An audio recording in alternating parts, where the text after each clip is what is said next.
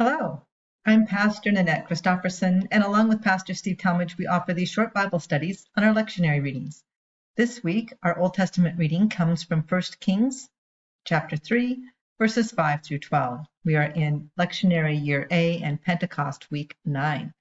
So let's get started by offering just a little bit of background before we get into 1 Kings chapter 3, 5 through 12. If you don't know this story, you will know the story that comes after this story of the wisdom of King Solomon. But let's back up. In 1 Kings chapter 2, it informs the reader of King David's death. King David tells Solomon that he is to keep the charge of the Lord, meaning that Solomon is to keep the law of Moses and promises him prosperity if he obeys. But just like for King David, before David became king, it was kind of a process to get through before David actually became the king. And well, for Solomon, it was a bumpy road, and it was just as bumpy for Solomon as David's, because David's other sons, who were older than Solomon, felt it was their birthright to be king. David also reminds Solomon not to make the mistakes he made by letting guilty people go unpunished. So let's read where we're at today in 1 Kings chapter 3, 5 through 12. At Gibeon, the Lord appeared to Solomon in a dream by night. And God said, "Ask what I should give you." And Solomon said, "You have shown great and steadfast love to your servant, my father David, because he walked before you in faithfulness, in righteousness, and in uprightness of heart toward you. And you have kept for him this great and steadfast love, and have given him a son to sit on his throne today. And now, O Lord my God, you have made your servant king in place of my father David, although I am only a little child. I do not know how to go out or come in. And your servant is in the midst of the people whom you have chosen, a great people, so numerous they cannot be numbered or counted. Give your servant, therefore, an understanding mind to govern your people, able to discern between good and evil. For who can govern this, your great people?" It pleased the Lord that Solomon had asked this. God said to Solomon, "Because you have asked this, and have not asked for yourself long life or riches, or for the life of your enemies, but have asked for yourself understanding to discern what is right, I now do according to your word. Indeed, I give you a wise and discerning mind. No one like you has been before you, and no one like you shall arise after you." So as we take a look at this passage, let's take a look at Solomon and some of the interesting choices that he makes.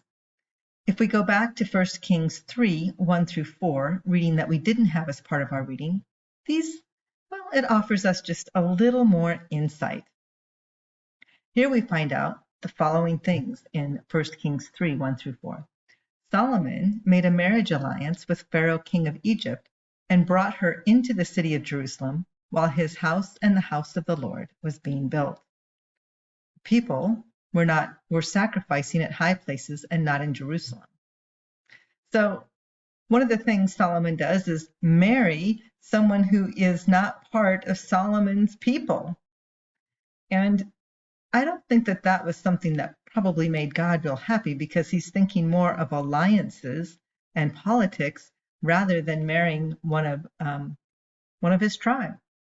And then the people were sacrificing at high places. Now, this normally isn't a problem, but what oftentimes becomes of this is it becomes convoluted, meaning that other gods are worshipped there as well, which is definitely not pleasing to God. So in 1 Kings 3, verse 3 tells us that Solomon loved the Lord, walking in the statutes of the father, David. Only he sacrificed and offered incense at the high places at Gibeon. And this is where he receives the word of the Lord at Gibeon as he prays and falls asleep. But verse 3 is critical because it demonstrates the duplicity of King Solomon.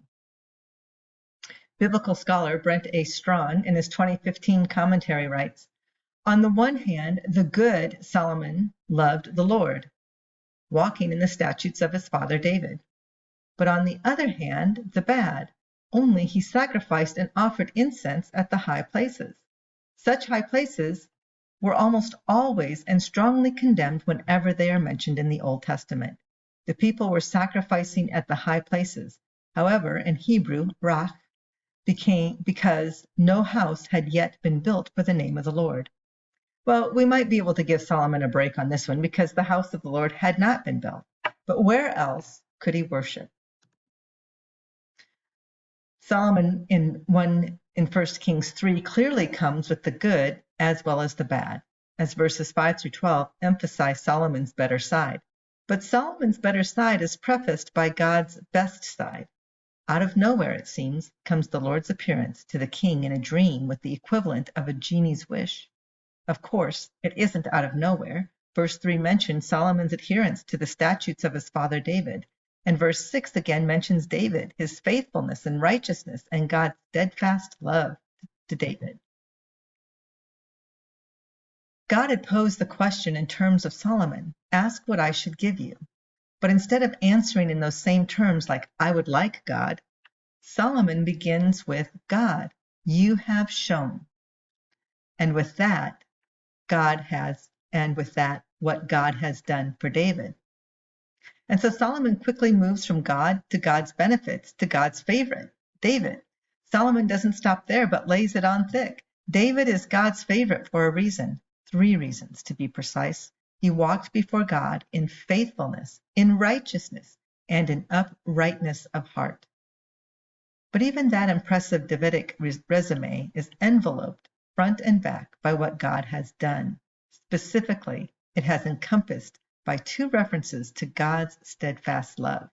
And if any of you are familiar with the Hebrew word hesed, it's a word that we also find in the book of Ruth several times. And hesed means steadfast love. And many times we might look at hesed and go, this is a word that is layered, okay? And it means the steadfast love of God, meaning many layers of God's love for humanity. So as God says to Solomon, you have shown great and steadfast love to David because he walked before you in faithfulness, in righteousness, and in uprightness of heart. You have kept him for this great and steadfast love, hesed, and you have given him a son to sit on his throne today. The very last bit of verse 6 is not to be missed. In this clause, Solomon attributes his own kingship to God's benevolence, but also ties himself to David and simultaneously introduces himself into the conversation. Finally. And yet, even when Solomon finally does speak of himself, he speaks of himself using the very same term he used for David. Both he and his father are God's servant. Next, Solomon calls himself only a little child, lacking knowledge. The specific content of Solomon's request is further incentive for God to act. Solomon asked for only an understanding mind. In Hebrew, that would be a listening heart, to rightly govern and judge. The request is sober and altogether reasonable. Moreover, it is on behalf of God's people, not Solomon's, a point twice emphasized. The prayer pleases God, particularly in what it does not ask for. So God grants the request, giving Solomon a wise and discerning mind. But more, Solomon will be, and in fact now already is, incomparable. In Solomon's case, the proof is in the pudding.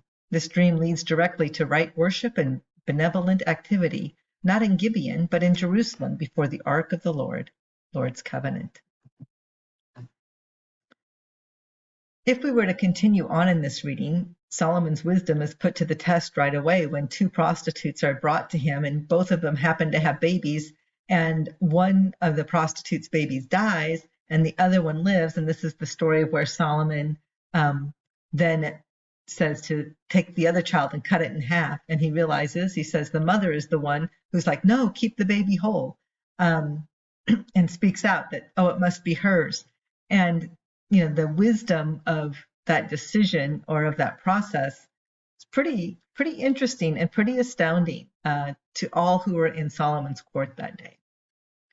So King Solomon did get what he asked from God, and that was a heart that was open, a discerning heart, a mind filled with knowledge, understanding, and wisdom.